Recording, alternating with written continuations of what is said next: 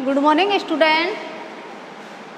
आपको इससे पहले वाली क्लास में अनुशासन के साधन के रूप में सकारात्मक और नकारात्मक साधनों के अध्ययन करा चुके हैं। सकारात्मक साधन के रूप में बालकों को स्वयं अनुशासन की भावना जागृत कराना।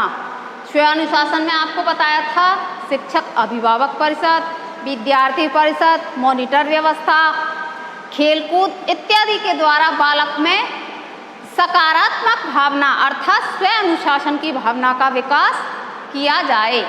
ये हमने आपको सकारात्मक साधन, उसमें भी उसका दूसरा पॉइंट आया था सकारात्मक साधन के रूप में हम पुरस्कार अनुशासन के लिए बहुत अत्यधिक लाभदायक या महत्वपूर्ण या प्रेरणादायक या मोटिवेट करने वाला प्रेरक है। कौन? पुरस्कार के बारे में हम आपको इससे पहले वाली क्लास में अध्ययन करा चुके हैं कि पुरस्कार बालकों को किस प्रकार से मोटिवेट करता है, बालकों की जिज्ञासा को, प्रेरणा को, महत्व को किस प्रकार लक्षित करता है। डॉक्टर एस माथुर की परिभाषा भी हमने आपको बताई थी कि विद्यार्थियों में शक्तिशाली प्रेरणा को विकसित करता है अर्थात स्वयं अनुशासन की भावना विकसित करता है। कौन? पुरस्कार के आपको लाभ भी बताए थे। पुरस्कार पाने से बालकों में अपने आप मोटिवेट होता है बालक। उसके नियम भी बताए थे। पुरस्कार के समय अंतराल का भी समय होना चाहिए। उसमें बालकों में उसमें हीन भावना ही आ जाती है। पुरस्कार अगर हानिकारक के रूप में भी हो सकता है। पुरस्कार मोटिवेट नहीं, हानिकारक रूप में भी आपको पुरस्कार के बारे में इससे पहले वाली क्लास में हम बता चुके हैं। अब वो तो आ गया सकारात्मक साधन के रूप में। उसके बाद आज हम अध्ययन करेंगे दंड। ये आ जाएगा दंड। जो चीज है वो है दंड अनुशासन के साधन में। कौन सा है? अनुशासन के साधन के रूप में नकारात्मक साधन है। कौन? दंड का जो प्रावधान है। दंड ये आधुनिक काल में नहीं, दंड प्राचीन काल से चली आ रही परंपरा है। बच्चा जब नहीं पढ़ता था स्कूल में या स्कूल जाने के लिए रोता था, माँ बाप शारीरिक मानसिक रूप से उसे प्रताड़ित करते थे बालक को, तो ये उसके मानसिक रूप के लिए अच्छा नहीं था। आज के मनोवैज्ञानिक दंड को क्या मानते हैं? बालक की विकृत अवस्था हो जाती है। उसके शारीरिक रूप से आप टॉर्चर करोगे, मानसिक रूप से करोगे तो उसके मानसिक जो स्थिति है वो विकृत हो जाती है बालक की। तो अनुशासन का जो जबरदस्ती पहले तो दंड के माध्यम से कहते हैं ना, भयभीन प्रीत ने होए या डंडा की चोट पे ही बालक क्या करता है, दंडे पड़ेंगे तब समझेगा ये बालक, तो बिना पिटे थोड़ी समझे बालक। पहले यही उदाहरण दिया जाता था, डंडे के रूप में ही बालक को अनुशासित किया जाता था। उसके बाद आज के जब मनोवैज्ञानिक हुए या आज के जो दार्शनिक हुए, उन्होंने दंड के बारे में क्या कहा है। शिक्षा शास्त्री हैं इसमें आत्माराम शर्मा ने कहा है कि शारीरिक अथवा मानसिक कष्ट पहुंचाकर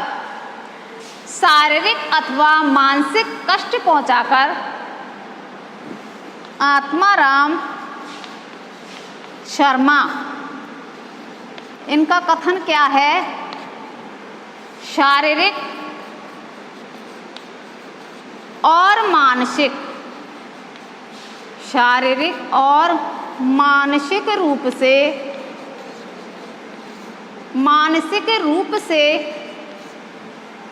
कष्ट पहुंचाकर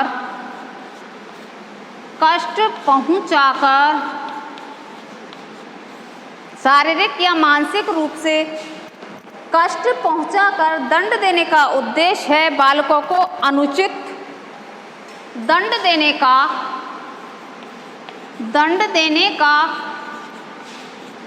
उद्देश्य है बालकों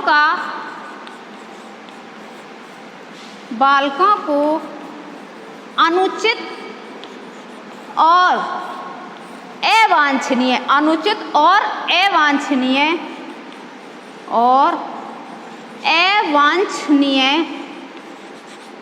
कार्यों की ओर प्रेरित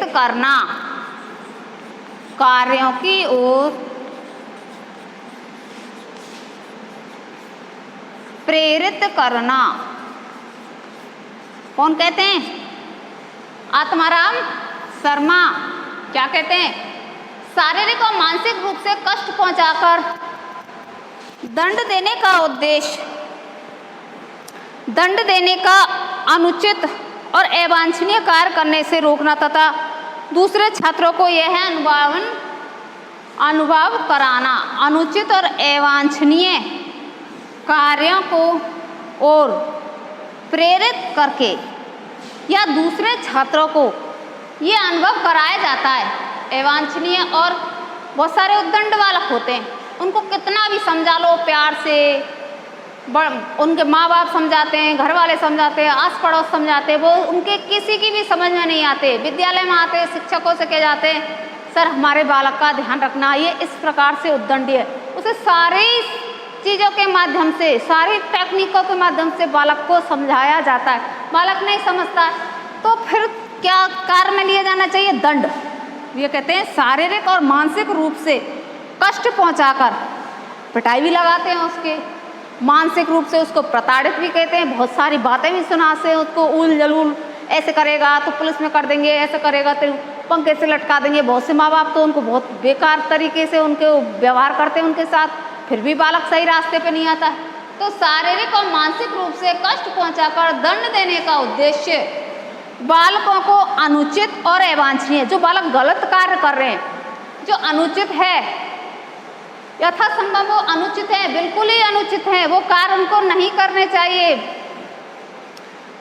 माँ बाप कहते हैं बेटा आप स्कूल जाते हो तो सीधे सीधे रास्ते जाना, बेटा सीधा रास्ता जाता ही नहीं है, सीधा रास्ता इधर जाता है, वो जाएगा टेढ़े रास्ते के। गलत बच्चों की बेटे संगत नहीं करते हैं, गलत बच्चों के साथ आपने संगति की है तो उनको छोड़ दो, वो पढ़ाई नहीं करते हैं, वो गलत चीज़ों का शौक करते हैं, आपको भी इसका शौक लग जाएगा। बालक नहीं मानता इन चीज़ों को, छोटी सी उम्र में वो क्या करता है, गलत चीज़ों का शौक कर लेता है, स्मोकिंग करता है, बीड़ी सिगरेट सारी और जो अन्य चीज़ें बहुत सारी जो आधुनिक काल में चल रही हैं, उन चीज़ों को बालक अपना लेता है। तो उन बालकों को अनुचित अवांछनीय कार्यों की रोकने की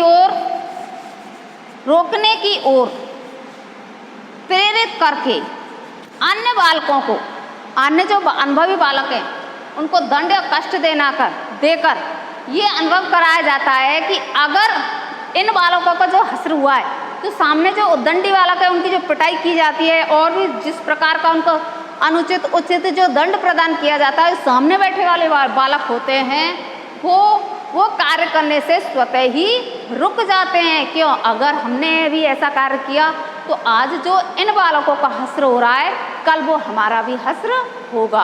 तो शारीरिक और मानसिक रूप से जो कष्ट पहुंचाकर जो दंड देने का उद्देश्य है, वो दूसरे बालकों को अनुभव एवं प्रेरित करने के लिए दिया जाता है कि आज इन्होंने जो कार्य किया है, जो उद्दंडता की है, जो गलत कार्य है, कहीं आप भी ये कार्य ना करें, जिससे आपको भी इन चीज़ों से गुजरना पड़े। बालकों को बहुत सारी यातनाएं दी जाती है, तो ये कौन कहता है? आत्माराम शर्मा। ये कहते हैं अनुचित कार्यों को रोकने के लिए और दूसरे छात्रों को यह अनुभव कराया जाता है कि इस प्रकार के अनुचित कार्य करने पर किस प्रकार अपमान और दुख सहना पड़ता है। अपमान भी होता है, सामने सबके पूरे विद्यालय के सामने किसी बालक को आप अपमानित कीजिए, 2 शब्द गलती बोल दीजिए, अगर उसके भेजे में कुछ है तो वो अपने आप में परिवर्तित हो जाएगा, स्वयं अनुशासित हो जाएगा, और जो सामने वो भीड़ खड़ी है बालकों की पंक्तिबद्ध, वो स्वयं अनुभव करेंगे, प्रेरित होंगे कि इसको जो अनुभव हो रहा है, दुख हो रहा है, जो ये कष्ट सह रहा है, कहीं कल के जा हमें भी ये चीज़ें सहने के लिए नहीं जाए, तो हमें ये गलत चीज़ नहीं करनी चाहिए। तो इन अनुचित अवांछनीय चीज़ों के रोकने के लिए शारीरिक और मानसिक रूप से जो दंड देने का उद्देश्य है, वो यही उद्देश्य है कि बालक जो और बालक हैं उनको ये अनुभव कराया जाता है कि जो ये लज्जित हो रहे हैं, अपमानित हो रहे हैं, जो इनको पीड़ा सहन करनी पड़ रही है, कहीं हमको भी ना पड़नी पड़े, ये दंड देने का उद्देश्य है। ये किसके अनुसार है? आत्माराम शर्मा के अनुसार। और क्या कहा गया है? इस प्रकार अनुचित कार्य करने पर किस प्रकार अपमान दुख सहना पड़ता है। दंड देने की परंपरा विद्यालय से प्राचीन काल से चली आ रही है। जो आपको मैंने पहले ही बताई हूँ कि दंड देने की जो परंपरा है वो हमारे यहाँ, हमारे विद्यालयों में प्राचीन काल से चली आ रही है। जब गुरुकुल पद्धति थी उस समय भी दंड दिया जाता था, उसके बाद प्राचीन काल था, मध्यकाल था, उस समय से हमारा जो अब आधुनिक काल है, उस आधुनिक काल में आके बालकों को दंड की जो व्यवस्था है उस पर फुल स्टॉप लग चुका है। दंड की व्यवस्था अब नहीं है। अब बाल मनोवैज्ञानिक कहते हैं, पहले तो आप अगर जो शिक्षक ने कह दिया कि आपको धूप में 5 घंटे खड़े रहना है तो आप 5 घंटे ही खड़े रहोगे, ये अनुशासन के अंतर्गत आता था। दंड दिया 5 घंटे खड़े रहना तो 5 घंटे हाथ ऊपर करके वो खड़ा ही रहता था, बैठता नहीं या इधर उधर नहीं जाता, गुरुजी है या नहीं। ये कठोर शारीरिक और मानसिक दोनों प्रकार की दंड व्यवस्था थी प्राचीन काल में।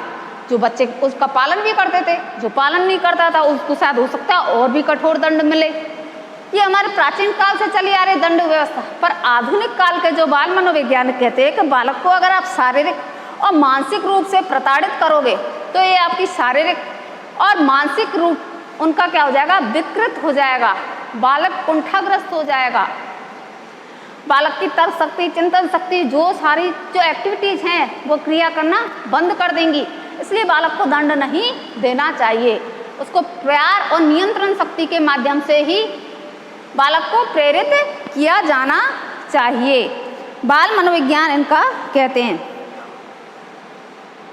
उनका कहना है कि इस प्रकार का दंड, किस प्रकार का दंड, 5 घंटे खड़े रखना, डंडे से पिटाई करना या और भी बहुत सारे विद्यालय के चक्कर लगाना, ये एक बाह्य अनुशासन स्थापित करने के लिए, ये आंतरिक या आत्मीय अनुशासन स्थापित करने के लिए नहीं है। बाह्य कि आपसे बच्चा डरेगा केवल कौन सा, बाह्य तौर पर, अंदर से उसके लिए फीलिंग नहीं आएगी। बहुत से बालक हैं, हम भी निकल रहे हैं, बालक भी निकल रहे हैं, उनके अंदर फीलिंग ही नहीं है कि मैं मैडम जा रही है, गुरुजी रहा है, उनको नमस्ते करूँ ना, नहीं है तो नहीं है। क्यों नहीं है? वो आंतरिक रूप से अनुशासित नहीं है बालक, दिखावटीपन के अनुशासित है कि जब तक वो यहाँ हमारे सामने है तब तक तो गुरुजी प्रणाम, तब तक वो करेंगे, उसके बाद नहीं है उसके साथ। तो बाहरी रूप से हम दंड देकर उनको अनुशासित किया जा सकता है, किसको, बालक को अनुशासित रहने के लिए बाध्य कर सकते हैं, लेकिन स्वयं अनुशासन की भावना दंड के अनुसार नहीं आएगी। ये कौन कहता है? आधुनिक काल के मनोवैज्ञानिक। स्वयं अनुशासन की बालक में भावना बिल्कुल नहीं आएगी। बाह्य तौर पर अनुशासन को बालक में आप दंड के माध्यम से प्रावधान कर सकते हो। वो कहते हैं इस दंड के प्रावधान से बालक में असंतोष और विद्रोह की भावना उत्पन्न हो जाती है। आप दंड दोगे बालक को, डंडे से पीटोगे, धूप में चक्कर लगवाओगे, मुर्गा बनवाओगे, तो उस बालक में किसकी भावना होगी? विद्रोह की और असंतोष की भावना पैदा होगी। बालक ग्रुप बनाएगा, आ जाओ गुरुजी स्कूल से बाहर, वहाँ बात करेंगे, बालक उपद्रव हो जाएगा, बहुत सारे साथियों को ले जाएगा, मारपीट होगी आपस में। तो बालक में दंड, क्योंकि क्यों तुमने मुझे पीटा था ना स्कूल में, अब बाहर आओ, आप बताओ मुझे आप कैसे पीटा था तुमने। तो विद्रोह करने पर उतर आएगा कौन? बालक। और उसके अंतर मन में क्या होगा? असंतोष होगा। आधुनिक मनोविज्ञान कहते हैं कि अपन दंड का जो प्रावधान रख रखा है, जो बालकों में विद्रोह की भावना और असंतोष की भावना को पैदा करता है। कौन कहते हैं? बाल मनोवैज्ञानिक। और क्या क्या चीज़ है इसमें? दंड का दुष्प्रभाव केवल शरीर तक ही सीमित न रहकर मानसिक रूप से विकृत होता है। दंड के कारण छात्रों को स्कूल से भागने की प्रवृत्ति पैदा होती है। दंड के प्रावधान से छात्रों को स्कूल से भागने की प्रवृत्ति पैदा होती है।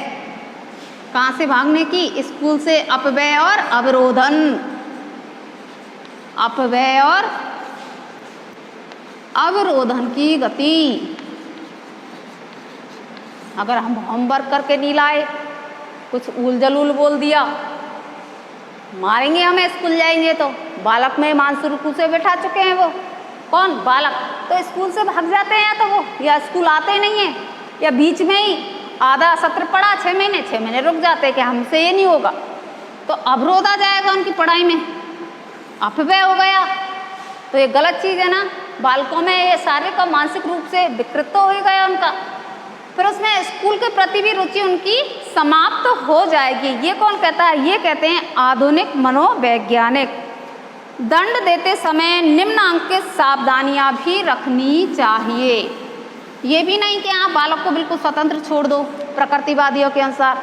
जैसे हमने आपको पुरस्कार के निम्नांक सावधानी बताई थी, उसी प्रकार से दंड में भी कुछ सावधानियां हैं। जैसे दंड बालकों की आयु, शारीरिक अवस्था, बुद्धि, स्वभाव की दंड बालकों को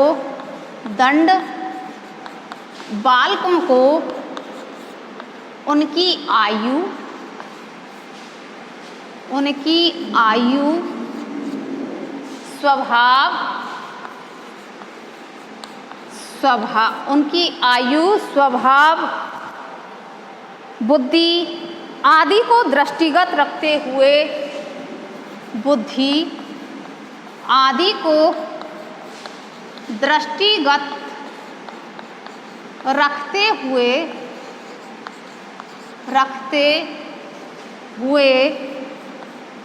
बालकों को दिया जाना चाहिए। बालकों को दिया जाना चाहिए क्या? दंड।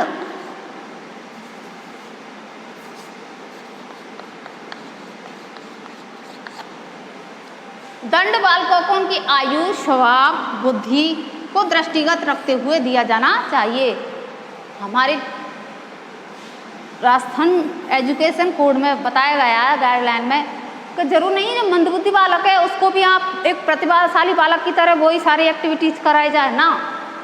बुद्धि देख लो, उनका IQ लेवल देख लो कि बालक इस कार्य को करने में सक्षम है या नहीं।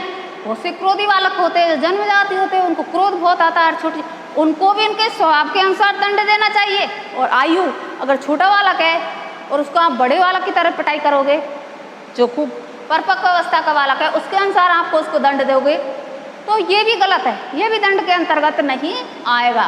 ये आपको बताता है कि बालक को उनकी आयु, बुद्धि और स्वभाव को दृष्टिगत रखते हुए बालक को दंड दिया जाना चाहिए। अगला पॉइंट आता है इसमें, दंड अपराध के अनुकूल तथा उसके अनुपात में दिया जाना चाहिए। दंड अपराध के अनुकूल,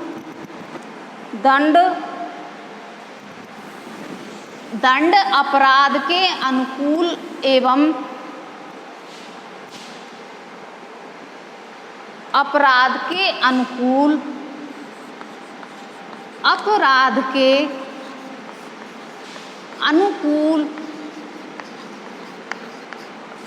एवं अनुपात में दिया जाना चाहिए।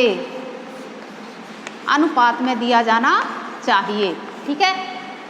दंड जो है भाई, ऐसा बड़ा अपराध भी किया, छोटी मोटी जैसे बालकों में कहा सुनी हो गई, छोटा सा जैसे अपराध है, तो उसी अनुपात में आप बालक को झुटकार दिए या समझा बुझा के बैठा दिए। दोनों बालकों में अगर झगड़ा हो गया, उसको इतना बड़ा वो मत बनाइए कि बालक को बहुत घोर आपने दंड दे चुके, तो बालक में इसमें अनुशासनहीनता की भावना हो जाएगी, विद्रोह करने पर उतर आएगा कौन? बालक।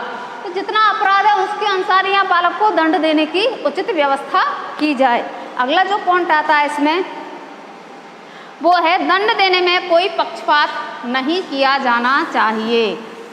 जैसे दंड देने में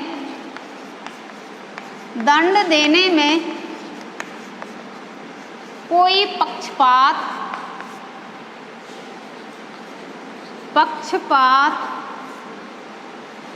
नहीं किया जाना चाहिए, नहीं किया जाना चाहिए। कैसे? गुरुजी पढ़ा रहे हैं, गुरुजी के रिलेशन में या उनका स्वयं का कोई बालक उस विद्यालय में पढ़ता है, वो भी शरारती है, दूसरे बालक ने भी शरारत की है या आपस में झगड़ा हुआ है या कोई भी अन्य कार्य किया है, तो उस अध्यापक को पक्षपात न करते हुए दोनों को समान रूप से दंड दिया जाना चाहिए। यह अध्यापक का सबसे बड़ा कर्तव्य होना चाहिए। बालकों को समान, ऐसा ही वो स्वयं का बालक है, ऐसा ही दूसरे का बालक है। जितनी शरारत तुम्हारे बालक ने की है, उतनी शरारत उस बालक ने की है। तो ये नहीं कि अपने बालक को दंड नहीं है, दूसरे को दंड, दोनों को समान रूप से दंड दिया जाना चाहिए। अर्थात भेदभाव की भावना नहीं रखनी चाहिए। दंड देते समय। अगली इसमें पॉइंट है, दंड केवल सुधार के उद्देश्य से ही दिया जाना चाहिए। हमें बच्चों को बिल्कुल ही जान से नहीं मारना है। दंड कैसे दिया जाना है, जिससे बालक क्या हो जाए, में सुधार आ जाए। दंड केवल सुधार की भावना से, सुधार की भावना से ही दिया जाना चाहिए। इसमें स्वयं का ईर्ष्या भाव होता है, जो टीचर कहता है ये बहुत शैतान है, इसको तो मैं मजा चुकाऊंगा, नहीं, खुद की ईर्ष्यालु या खुद का वो किया, उसको बीच में ईगो नहीं लाना है। केवल बालक में क्या करना है, वो दंड का छोटा मोटा दंड देकर उसको सुधार की भावना के रूप में दिया जाना चाहिए, न कि ईर्ष्या की भावना में, न ईगो में की भावना में। तो बेटा तेरे को दंड मिलेगा जब पता चलेगा, वो नहीं, वो ठीक है हम नॉर्मली कह देते हैं, परंतु बालक को क्या हो, सुधार आए, इस कारण से हमें क्या देना चाहिए, दंड देना चाहिए। अगला जो इसका पॉइंट है, दंड देते समय अभिभावकों का भी सहयोग लेना चाहिए। ये सबसे अच्छी बात इसमें कही गई है। दंड देते समय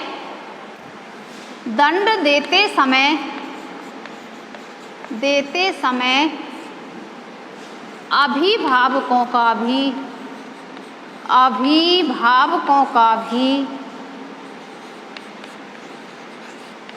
सहयोग लेना चाहिए, सहयोग लेना चाहिए।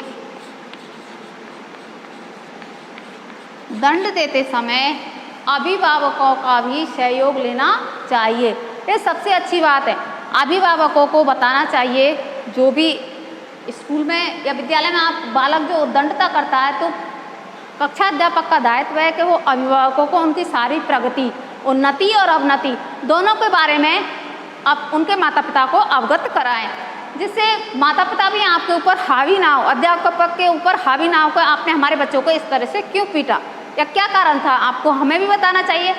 तो दंड ये अध्यापक का कर्तव्य है अनुशासन करने के लिए बालकों का, तो अभिभावकों का भी सहयोग लेना चाहिए इसमें दंड देते समय, कि हम आपके बालक अगर नहीं सुधरेगा, नई लाइन पर नहीं आएगा या ये कार्य करने नहीं करेगा, तो हम बालक को दंड देंगे। तो इसमें अभिभावकों का भी सहयोग लेना चाहिए। अगला जो पॉइंट है वो है, दंड देने से पूर्व अपराधों के कारणों की पूरी जानकारी प्राप्त कर। दंड तो आप दे रहे हो, उससे पहले जो बालक ने जो अपराध किया है,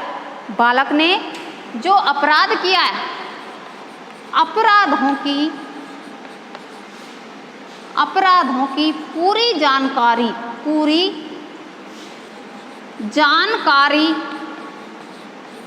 लेने के बाद चेतावनी देते हुए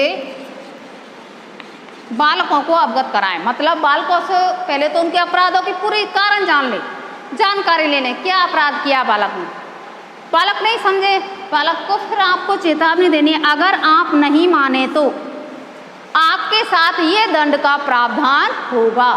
और उसने जो अध्यापक है या कोई भी है, प्रधान अध्यापक जी है, जो भी है विद्यालय में, उनको पहले तो बालक की जो उसने अपराध किया है उसके बारे में पूरी जानकारी लेनी है। उस जानकारी को लेते हुए बालक को साथ साथ चेतावनी भी देते हैं। बहुत बार हम कहते हैं ना, सीधा बैठ जा बेटा, सीधा नहीं बैठेगा फिर टेढ़ा हुआ, सीधा बैठ जा, अगर तुम अब नहीं बैठे तो हम आपको क्लास से बाहर कर देंगे। तो एक चेतावनी के रूप में ही तो हुआ।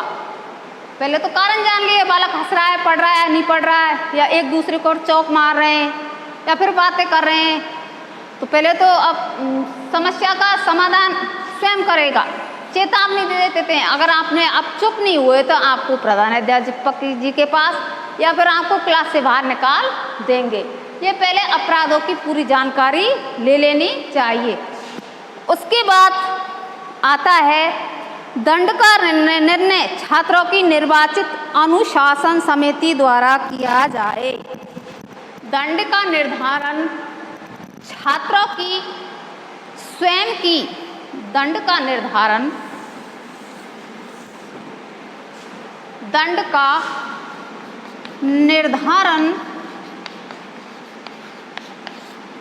छात्रों की स्वयं की अनुशासन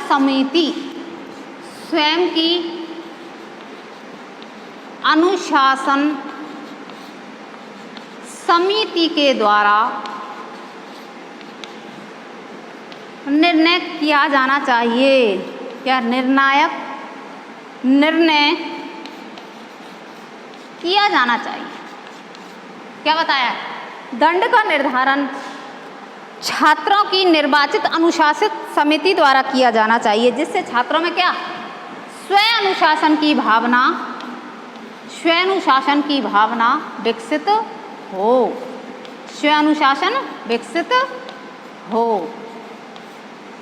छात्रों की जो अनुशासन समिति है उसके आगे ले आप बताइए, आप जो अनुशासन के आप समिति के मेंबर हो, इस बालक ने ये दंड किया है, इसको क्या दंड का प्रावधान है, तो उनमें स्वयं में इतनी प्रेरणा आ जाती है, अनुशासन समिति के वो सदस्य हो जाते हैं, अध्यक्ष हो जाते हैं, स्वयं अनुशासन विकसित रहने की उनमें स्वतंत्रता होती है। ये दंड के हमने आपको नियम बताए। इन सभी उपयुक्त सभी बातों को विवेचन करते हुए ये निष्कर्ष निकाला जाता है कि विद्यालय में सुचारू रूप से शैक्षिक संचालन करने में, शिक्षा को आगे क्रियान्वित करने में अनुशासन का बहुत ही महत्वपूर्ण योगदान है। राष्ट्रीय शैक्षिक अनुसंधान परिषद के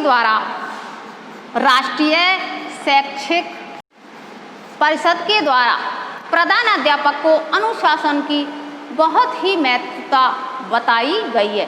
राष्ट्रीय शैक्षिक अनुसंधान है, उसमें प्रधान अध्यापक वो ही बहुत ही महत्वपूर्ण आकर्षक विद्यालय का बताया गया है। इसमें दो तरह के तत्व बताए गए हैं, भौतिक और मनोवैज्ञानिक।